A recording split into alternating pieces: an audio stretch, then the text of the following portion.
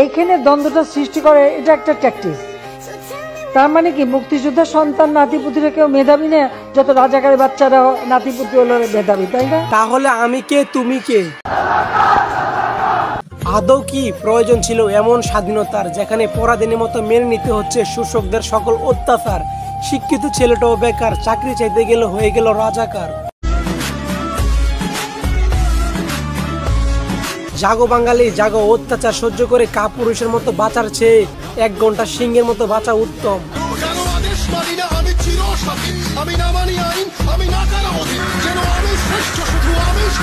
কথায় আছে জোর যার মুলুক তার, তাই তোমরা ক্ষমতা দেখাইতেছ, মন রাখবা ক্ষমতা পেরায়নেরও কম ছিল না।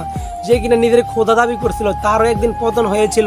ইনশাল্লাহ তোমাদেরও একদিন সময় আসবে এমন ইন্দুরের কর্তব্য পালবার জন্য।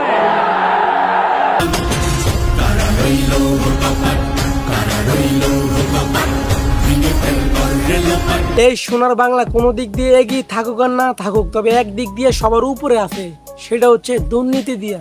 উপরে আল্লাহ নিচে জমিন, কথা সত্য। যেসব বাইরে আমার মা বোনদের প্রতি আক্রমণ করছে, তোদেরকে একটা কথাই বলি, খাইটা বড় সাইটা না। আসলে আমাদের দেশটা এমন অবস্থা হয়ে গেছে, যে যার মতো দেশটাকে লুটিপুটি খাচ্ছে।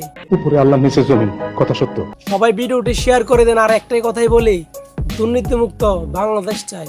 দেশটা দায়িত্ব কাজো বাপের ভিটা করবে মন চাহিলেই তখন যেটা দেশটা লক্ষ মায়ের ইজ্জতের দামে কেনাম।